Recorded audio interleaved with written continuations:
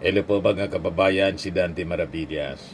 Si Tito Sen, Senate President Tito Soto, kinastigo itong si Bato de la Rosa kasi hindi na po nagpapakita sa sesyon sa Senado. Hindi na po magampanan yung kanyang trabaho. Yan. Soto, kinastigo si Bato sa hindi pagdepensa sa 2026 budget ng DND at saka ng PIDEA. Tinakot kasi ni Ombudsman Rimulya na may warrant of arrest kanaan niya mula sa ICC. Hindi na nagpakita po. Sabi ng kanyang abogado, hindi man na niya nagtatago. Kung hindi nagtatago si Bato de la Rosa, bakit hindi na nagpapakita? May ganon? Saan ka nakakita na hindi man nagtatago pero hindi makita?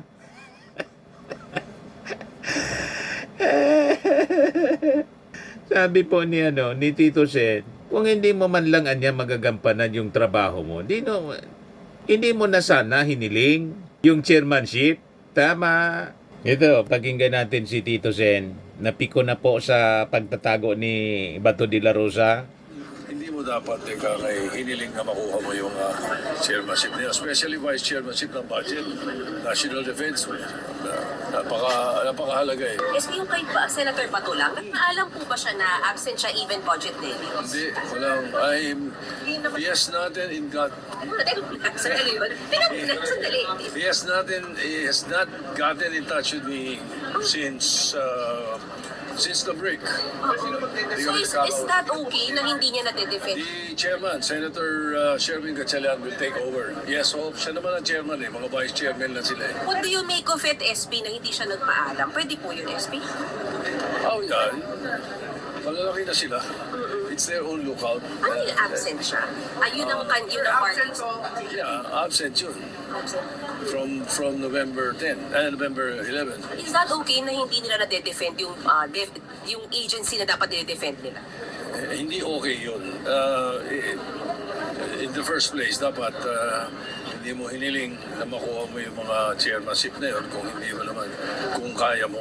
Sana, hindi mo kaya, hindi mo dapat hiniling na makuha mo yung chairmanship niya, especially vice chairmanship ng budget, national defense.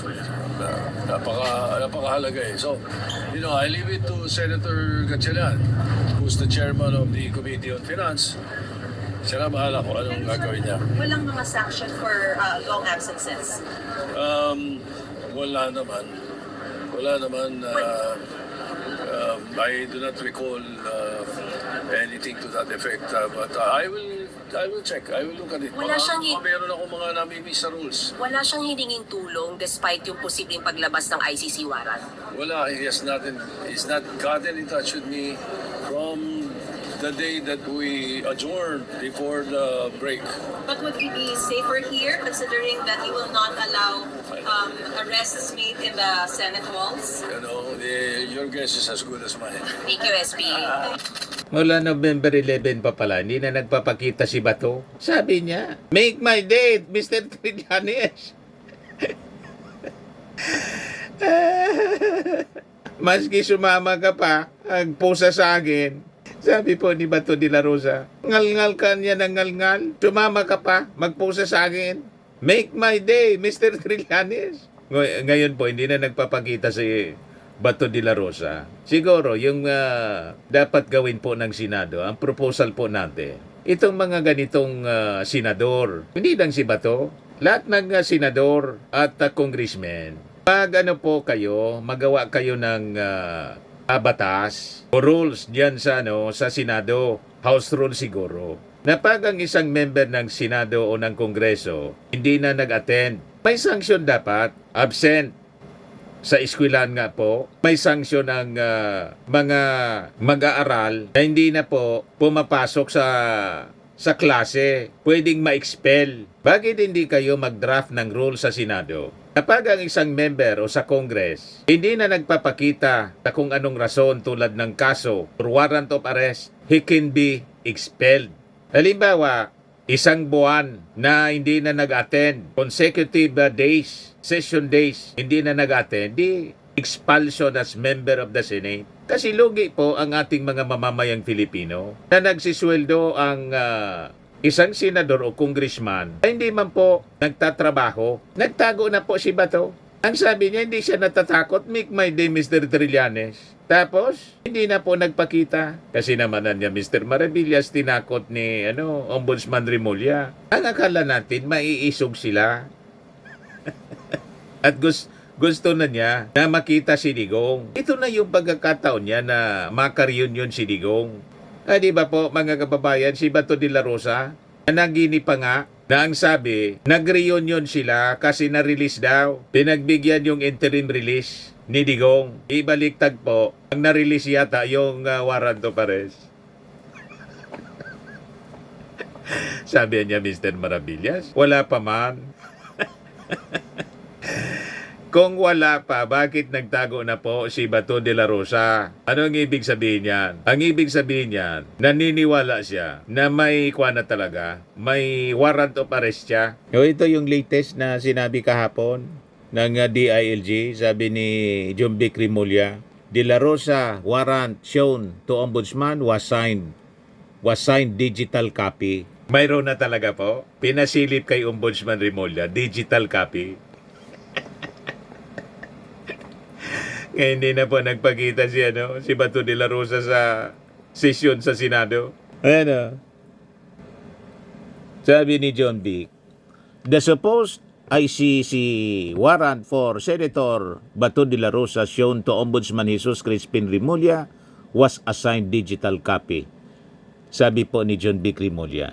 The Ombudsman earlier this November revealed that the ICC already issued a warrant of arrest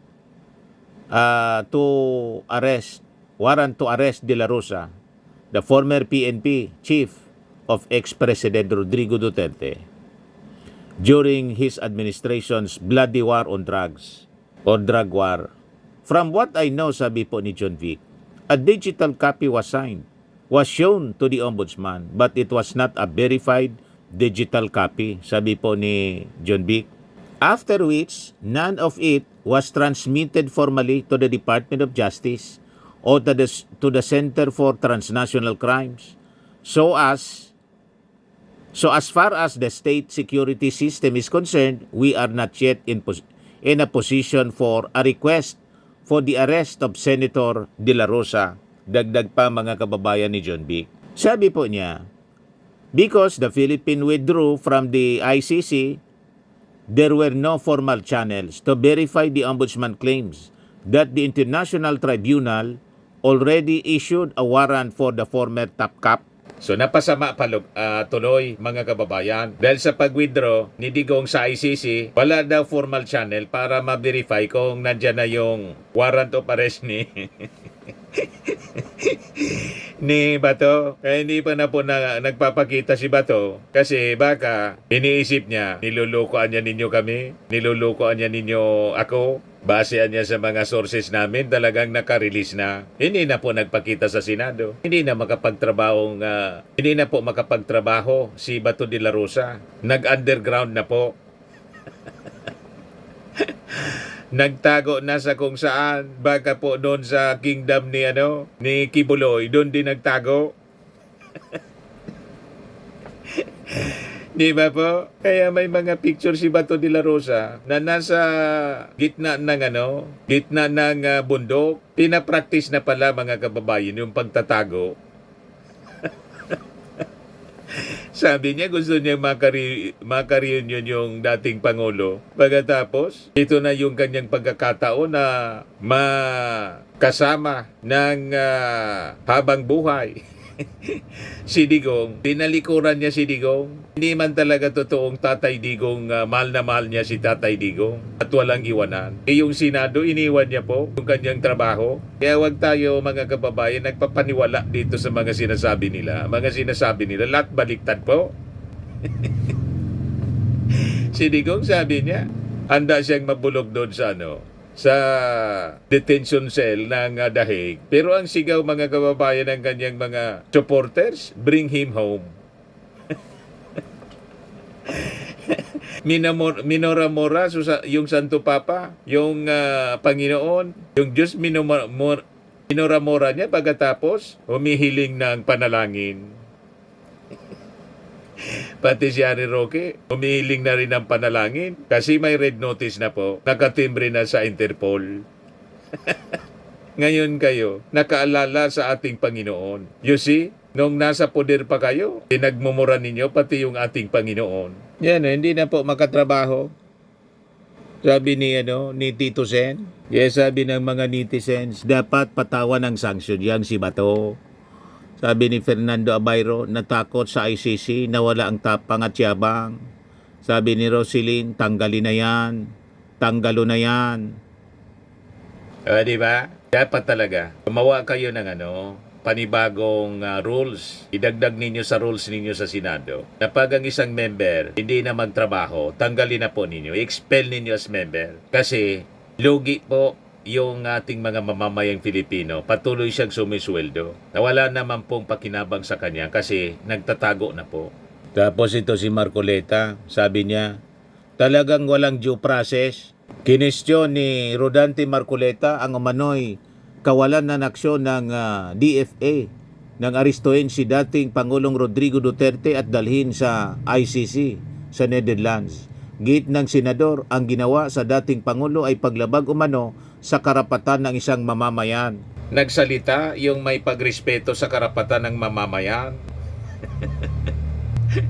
Wala kayong karapatan na magsalita na hindi nirerespeto ang karapatan ng mamamayan. Mismong si Digong, hindi nirespeto yung karapatan ng ating mga mamamayan. Tapos may gana kayong magsalita ng ganyan. Anong walang due process? Ang mismong pagharap niya doon sa ICC, yun na mismo ang due process. Kasi kung walang due process, dapat ini-JK na rin siya. Di ba? Dapat po, during the arrest, ini-JK na lang din siya. Yun ang walang due process pag ganon. Yung tulad ng ginawa niya sa mga inosenteng biktima ng drug war, lalo yung mga bata, nadamay po. Imagine, pati mga bata nadamay mga kababayan. Kaya baseless po itong mga pinagsasabi ni Marcoleta, sabi niya. Kahit na po hindi dating Pangulo, lahat po ng mamamayang Pilipino ay saklaw ng karapatan na nasasaad sa ating saligang batas, lalo na po yung sinasabi nating no person shall be deprived of life, liberty, and property without due process of law. Sabi ng senador sa budget deliberations ng DFA sa Senado. Hindi nila nabalitaan itong mga pangyayari tulad natin. Nakatutok lamang sa telebisyon at sa radyo hanggang tapos na ang lahat at sila ay pumasok lamang nung nandun na sa dahig. Sagot naman ng DFA budget sponsor na si Senator Amy Marcos. Pare-parehas po sila. May no person shall be deprived of life kapag nalalaman. Anong ginawa ni Digong doon sa mga na-EJK? Di ba diniprive niya? Karapatang mabuhay. Siya, hindi siya dinideprive sa buhay. Kasi buhay pa siya ngayon. At walang death penalty ang ICC. Kaya pasalamat siya, buhay pa siya ngayon. Pero yung mga na-EJK po, napakarami, thousands of them. Sa bilang nga po, more than 30,000 yung na-deprive of life. Saan ka ba pumupulot ng kapal ng muka, Marcoleta? May kapal ka pa ng muka na magsalita na no person shall be deprived of life. Yun mismo ang ginawa ng amo mo. At siya hindi siya dinideprive of life. Si Digong, ang ganda pa ng detention cell niya doon. Asikaso siya. Habang yung mga biktima ng EJK po, nasa ilalim na ng lupa. Huwag kami Marcoleta.